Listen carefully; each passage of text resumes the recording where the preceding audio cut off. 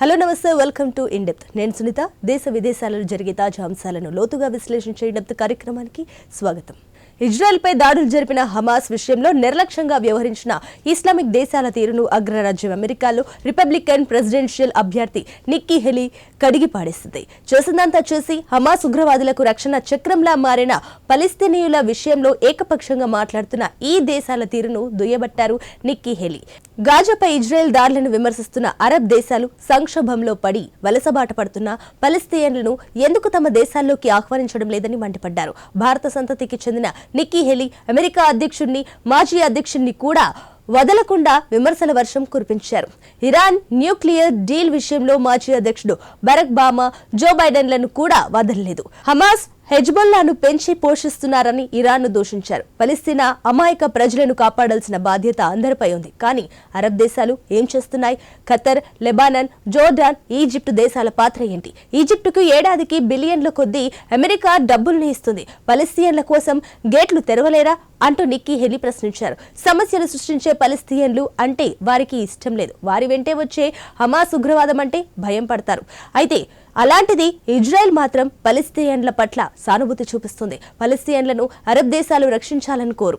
వారిని తమ దేశాల్లోకి ఆహ్వానించి రక్షణ కల్పించాలని అనుకోరు. కానీ అమెరికా ఇజ్రాయెల్ను మాత్రం నిందిస్తుంటారు. ఇది దశాబ్దాలుగా సాగుతుంది. పశ్చిమాసియా సమస్యలను పరిష్కరించగల సత్తా వారికి ఉన్నా దానిని వారు ఇందుకోసం ఉపయోగించారు. హమాస్తో కలిసి ఇజ్రాయెల్ వ్యతిరేక కార్యక్రమాలను నడిపిస్తుంటారు. వారికి నిధులను సమకూరుస్తారు. ప్రస్తుతం ఇజ్రాయెల్ దాడులపైన మాట్లాడుతున్నారు. హమాస్ ఏం చేస్తుందో మాత్రం వారు అంతగా మాట్లాడరు. హమాస్ అరాచకాలపై ఏమాత్రం పెదవి విప్పరు అంటూ నిక్కీ హేలీ మండిపడ్డారు.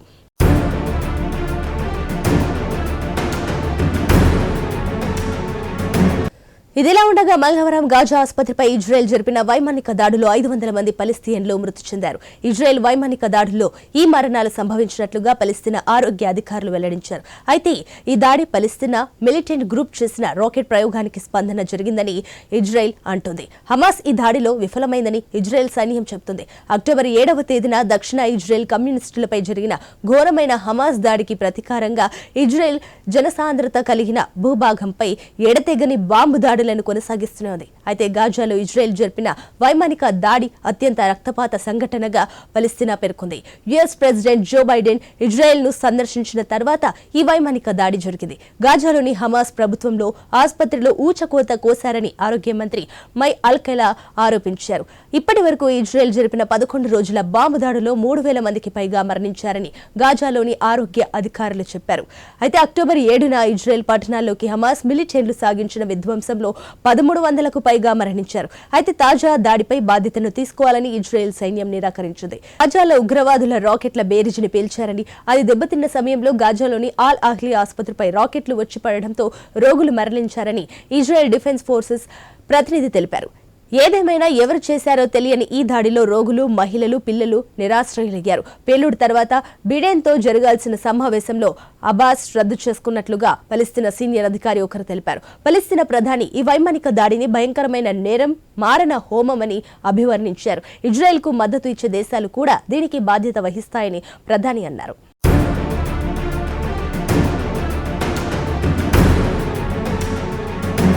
అయితే సోమవారం ఇజ్రాయెల్ పార్లమెంట్లో చేసిన ప్రసంగంలో ప్రధాని నేతన్యాహు చేసిన ప్రసంగంలో పొరుగు దేశాలను హెచ్చరించారు. మమ్మల్ని పరీక్షించొద్దు, గతంలో చేసిన తప్పులను చేయొద్దు, ప్రస్తుతం మీరు చెల్లించే మూల్యం భారీగా ఉండబోతుంది అన్నారు. సరిగ్గా అదే సమయంలో జెరూసలేం వైపు రాకెట్లు దూసుకొచ్చాయి. టెల్ అవీవ్లో సైరన్లు మోగాయి. దీంతో నేతలంతా బంకర్లలోకి వెళ్లిపోయారు. దీనిని బట్టి గాజా పట్టి ఇజ్రాయెల్లో అస్సలేం జరుగుతుందో అన్న విషయం స్పష్టత కనిపించడం లేదు. 11 రోజుల క్రితం హమాస్ జరిపిన పాశవిక దాడిలో నిఘా వైఫల్యానికి పూర్తి బాధ్యత తమదేనని ఇజ్రాయెల్ అంతర్గత భద్రతా సంస్థ షిన్ బెట్ అంగీకరించింది. షిన్ బెట్ అధిపతి బార్ తొలిసారిగా ఈ దాడులపై స్పందించారు. ఈ మెరుపు దాడిపై ముందస్తు హెచ్చరికలు జారీ చేయడంలో తాము విఫలమయ్యామని అన్నారు. హమాస్ చెరలో బందీగా ఉన్న ఇజ్రాయెల్ యువతి వీడియోను హమాస్ సైనిక విభాగం విడుదల చేసింది. అందులో 21 ఏళ్ల ఫ్రాన్స్ ఇజ్రాయెల్ యువతి మియా షేమ్ చేతికి ఓ వ్యక్తి కట్టుకడుతున్నట్లుగా ఉంది. ఆ తర్వాత మియా మాట్లాడారు. నా పేరు మియా, మాది గాజా సరిహద్దులోని షోహం అనే ప్రాంతం. ప్రస్తుతం నేను గాజాలో ఉన్నా. ఆ రోజు నేను కిబుజ్ లో జరిగిన సూపర్ నోవా మ్యూజిక్ పార్టీకి వెళ్ళా. గాజాలో నాకు 3 గంటల పాటు సర్జరీ జరిగింది. వాళ్ళు నన్ను బాగానే చూసుకుంటున్నారు, మందులు ఇస్తున్నారు. నేను అడుగుతున్నది ఒకటే, వీలైనంత త్వరగా నన్ను ఇక్కడి నుంచి విడిపించండి, మా అమ్మ నాన్నల దగ్గరకు తీసుకువెళ్ళండి అని మియా ఆ వీడియోలో అభ్యర్థించారు. ఈ విధంగా బ్లాక్ మెయిల్ చేస్తూ తమను రెచ్చగొట్టదన్నప్పటికీ హమాస్ పట్టించుకోవడం లేదని చెబుతుంది. తమను తాము రక్షించుకోవడానికి బందీలను పలిస్తీన్లతో రక్షణ చక్రం ఏర్పాటు చేసుకుందని సమాచారం.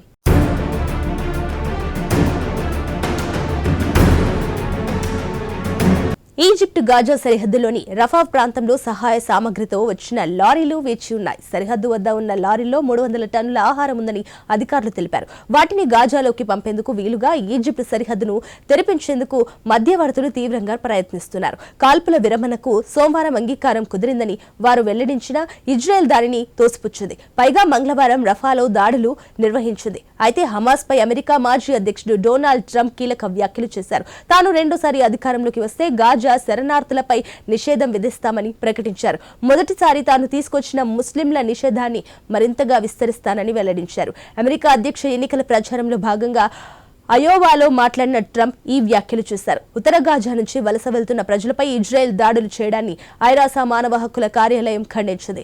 దక్షిణ గాజాపై వైమానిక దాడులను ఆపాలని ఆ సంస్థ అధికార ప్రతినిధి రవీనా సాందాసాని సూచించారు. బందీలను విడుదల చేయాలని ఫ్రాన్స్ అధ్యక్షుడు ఇమాన్యుయల్ మెక్రాన్ హమాస్ కు సూచించారు. హమాస్ చర్య అంగీకార యోగ్యం కాదని స్పష్టం చేశారు. 2 దేశాల ఏర్పాటే ఇజ్రాయెల్ పలిస్తీనా సమస్యకు పరిష్కారం చూపగలదని తుర్కీ అభిప్రాయపడింది. అప్పుడే శాంతి ఉంటుందని ఆ దేశ విదేశాంగ శాఖ మంత్రి హకాన్ ఫిదా స్పష్టం చేశారు. పలిస్తీనా నుంచి వరదలా వస్తున్న శరణార్థులను తమ దేశంలోకి అంగీకరించే ప్రశ్నే లేదని జోర్దాన్ రాజు అబ్దుల్లా స్పష్టం చేశారు. బెర్లిన్ లో ఆయన జర్మనీ ఛాన్సలర్ షోల్జర్ తో సమావేశమైన అనంతరం మీడియాతో మాట్లాడారు. జోర్దాన్ ఈజిప్టులోకి శరణార్థులను అంగీకరించబోమని తెలిపారు. గాజా వెస్ట్ బ్యాంకుల్లో ఈ సమస్యకు పరిష్కారం చూసుకోవాలని సూచించారు. మరోవైపు గాజా సంక్షోభం మానవ హననానికి దారితీస్తుందని మలేషియా ప్రధాని అన్వర్ ఇబ్రహీం స్పష్టం చేశారు. పౌరుల రక్షణకు అత్యంత ప్రాధాన్యత ఇవ్వాలని సూచించారు. గాజాలో ఆహారం అయిపోయిందని ప్రపంచ ఆహార కార్యక్రమం అధికార ప్రతినిధి అబీర్ ఎతీఫా తెలిపారు. దుకాణాలున్న సామాగ్రి 4-5 రోజుల్లో వస్తుందని వెల్లడించారు.